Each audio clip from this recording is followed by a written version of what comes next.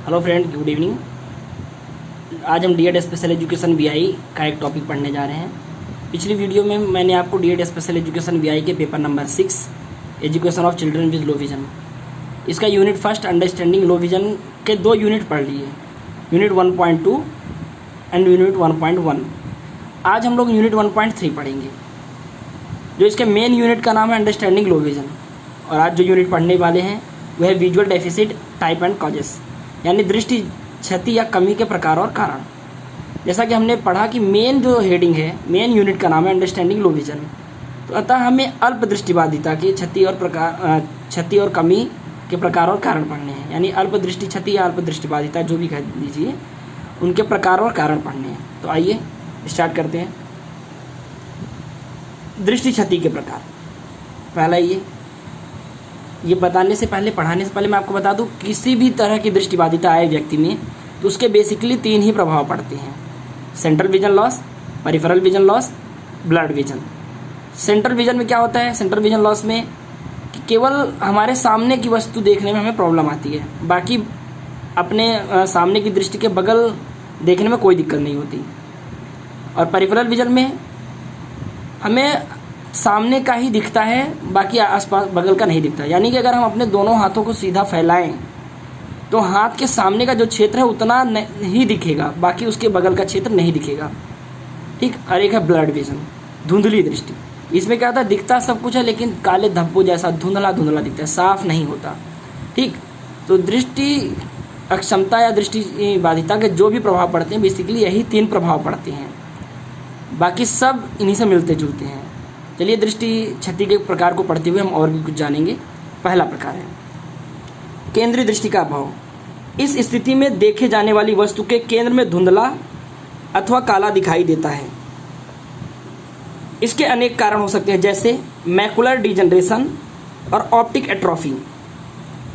इस स्थिति में पढ़ने या अंतर समझने, चेहरे को पहचानने में कठिनाई होती है, परंतु ओरिएंटेशन और मोबिलिटी अप्रभावित रहती है क्योंकि परिधि दृष्टि ठीक होती है। मैंने आपको बताया केंद्रीय दृष्टि का हाथ से होता है तो व्यक्ति को चलने फिरने में दिक्कत नहीं आती।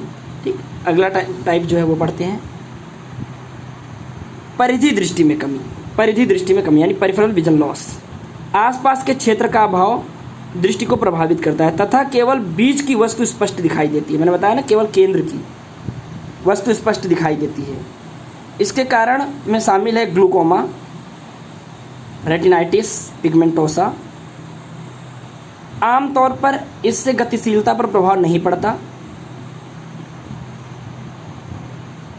गतिशीलता पर प्रभाव पड़ता है। और यदि यह गंभीर हो जाए तो पढ़ने की गति धीमी हो सकती है, क्योंकि एक बार में कुछ शब्द ही देखे जा सकते हैं। कभी कभी ये संकीर्ण या सुरंगी दृष्टि का रूप ले लेती है। देखिए, मैंने आपको बताया परिफेरल विजन लॉस में होता क्या है कि हाथ के केवल सामने वाले हिस्से का, सामने वाला जगह ही देख सकते हैं, बाकी नहीं देख पाते।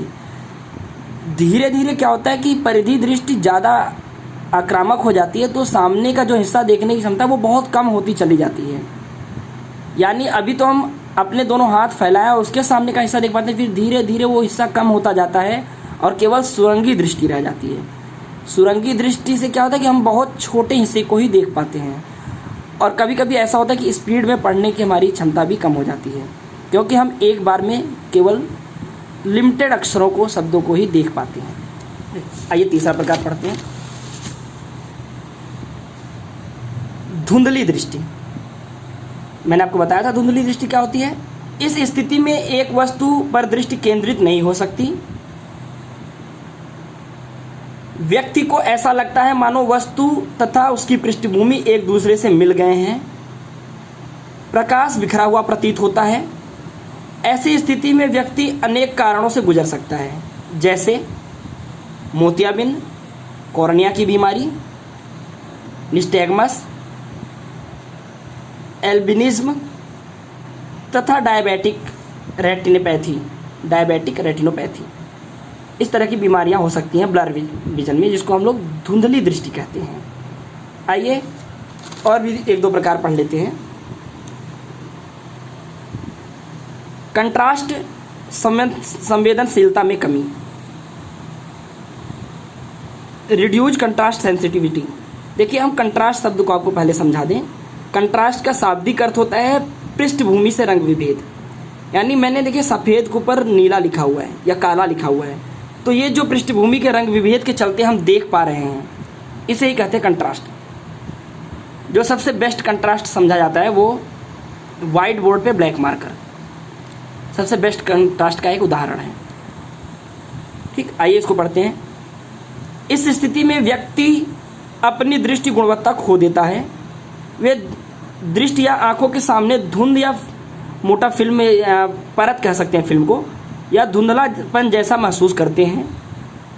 कंटेंट की पृष्ठभूमि से रंग विभेद की क्षमता खो देते हैं। कंटेंट मतलब जो भी लिखा हुआ है, यहाँ मैंने कंटेंट कहा, लेकिन कोई वस्तु भी हो सकता है, कोई व्यक्ति भी हो सकता है, उसका पृष्ठभूमि से रंग विभेद की क्षमता खो देते हैं। जैसे मैं एग्जांपल दूं, यदि कोई व्यक्ति सफ़ेद कपड़े पहन के सफ़ेद दीवार पे खड़ा हो जाए, या फिर मैं सफ़ेद पेंट वाली दीवार पे कोई सफ़ेद कपड़ा चिपका दूं, तो हम अंतर नहीं कर पाएंगे। या कोई सफ़ेद कलर की बॉल मैं दीवार की तरफ फेंकूं, तो हो सकता है इतनी आसानी से अंतर ना कर पाएँ। या ग्रीन कलर की बॉल को मैं पार्क में लुढ़काऊं, तो उस दक्षता के साथ उसको नहीं देख पाएंगे जिस दक्षता के साथ यदि वही ग्रीन कलर की बॉल को मैं वाइट फील्ड पे, वाइट पृष्ठभूमि पर लुढ़काऊं, तब देख सकते हैं। ठीक, आइए अगला टाइप, रतौंधी। ठीक, इसको रेटिनाइटिस पिगमेंटोसा के नाम से भी जाना जाता है, जैसे मैंने यहाँ लिखी दिया है, रेटिनाइटिस पिगमेंटोसा के नाम से भी जाना जाता है। आइए इसमें पढ़ते हैं। इस स्थिति में व्यक्ति को कम प्रकाश में दिखाई नहीं देता। व्यक्ति थिएटर, रेस्तरां या अन्य कम प्रकाश वाली स्थिति में नहीं देख पाता। इसे रेटिनाइटिस पिगमेंटोसा के नाम से जानते हैं। देखिए रतौंधी नाम आप लोग सुने ही होंगे, नाइट ब्लाइंडनेस कहते हैं इसको। इसे व्यक्ति रात में या कम प्रकाश में देखने में अक्षम महसूस करता है। अगला टाइप देखिए, ग्लेयर लाइट सेंसिटिविटी, यानी चमक प्रकाश संवेदनशीलता। देखिए ग्लेयर शब्द को पहले समझ लीजिए। ग्लेयर मतलब है चमक। जहाँ ज़रूरत से ज़्यादा प्रकाश की मात्रा आ जाती है, वहाँ चमक उत्पन्न होने लगती है। जैसा कि आपने खुद महसूस किया होगा, कभी क्या होता है कि अगर हमारे कमरे में कांच लगा हुआ है, तो कांच से चमक उत्पन्न करके हमें डिस्टर्ब करती है।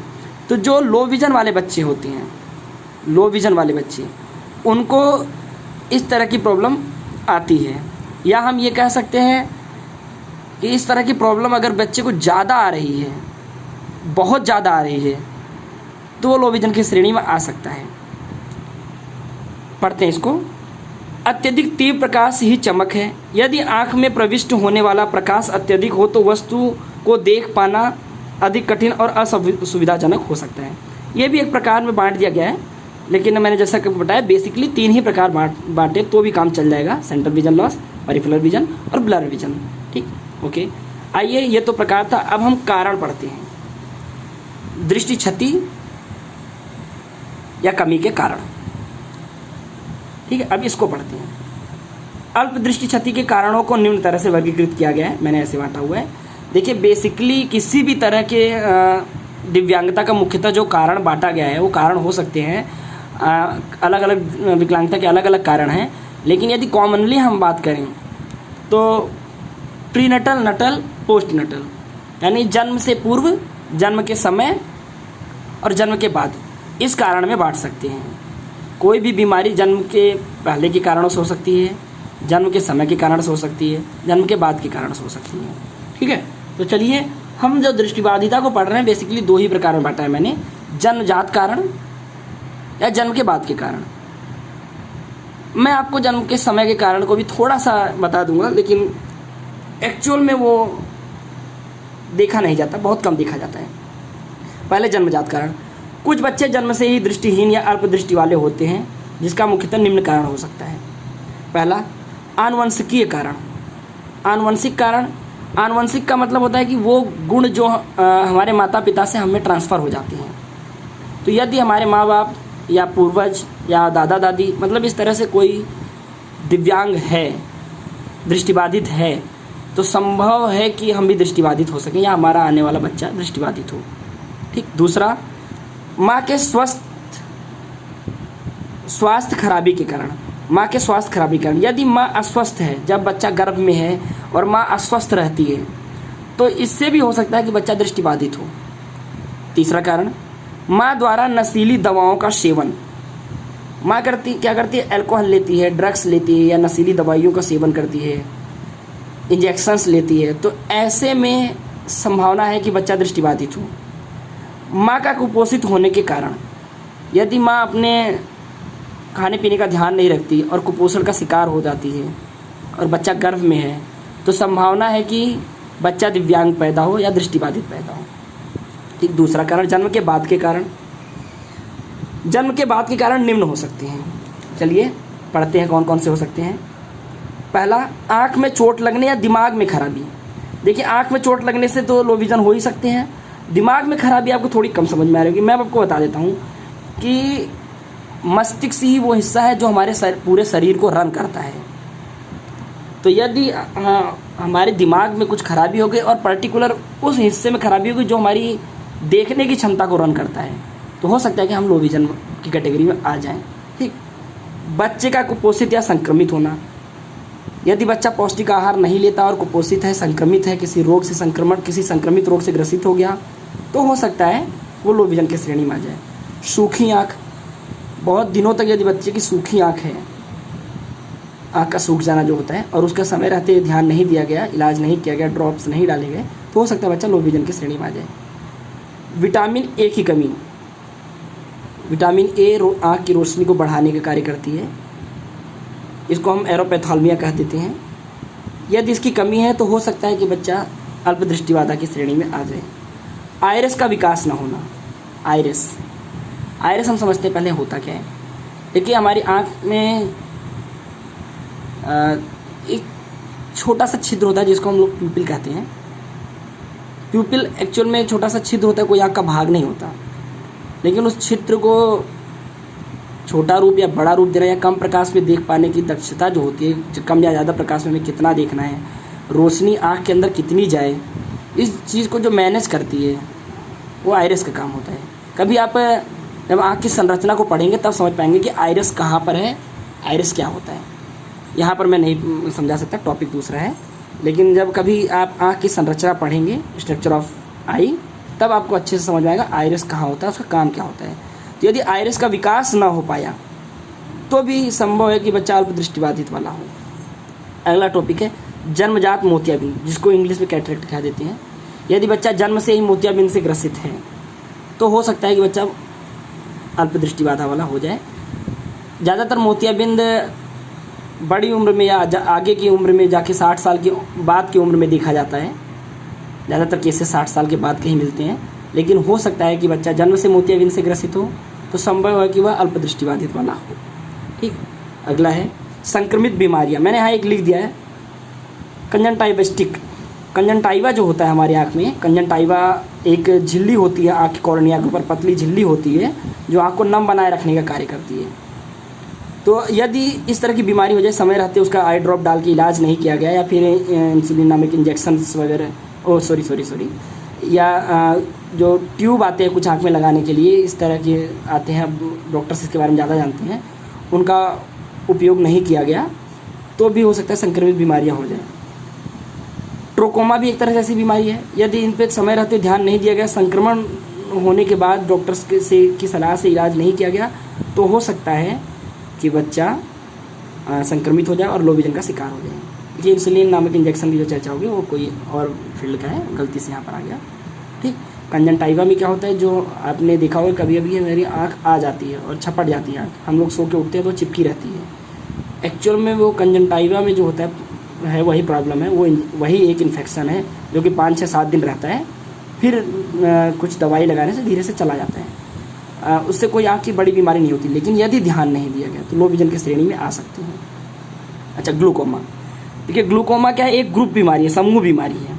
इसमें क्या होता है कि आँख के अंदर दाब पड़ने की वजह से, दाब के कारण आँख की जो संरचना है बिगड़ जाती है, या एक तरह से कहें आँख फट जाती है, तो फिर लो विजन की श्रेणी में आ सकते हैं ऐसे में, या फिर बच्चा लो विजन हो सकता है।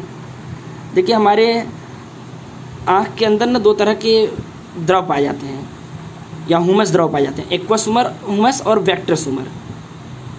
तो जो एक्वस ह्यूमर होता है वो लेंस के बाद और रेटिना से पहले पाया जाता है, वेक्ट्रस ट्यूमर जो होता है कॉर्निया के पीछे और लेंस से पहले पाया जाता है। तो यदि दाब बढ़ जाता है कभी तो ये ग्लूकोमा हो सकता है। ठीक, अन्य संक्रमित बीमारियाँ, अन्य कोई भी बीमारियाँ, या आँख से संबंधित बीमारियाँ, कई ऐसी बीमारियाँ आँख से संबंधित हैं जिनका होने पर यदि समय से इलाज नहीं किया गया तो हो सकता है बच्चा अल्प दृष्टिबाधा की श्रेणी में आ जाए। बहुत सारी बीमारियाँ हैं, आप लोग पढ़ेंगे तो जानेंगे। Thank you.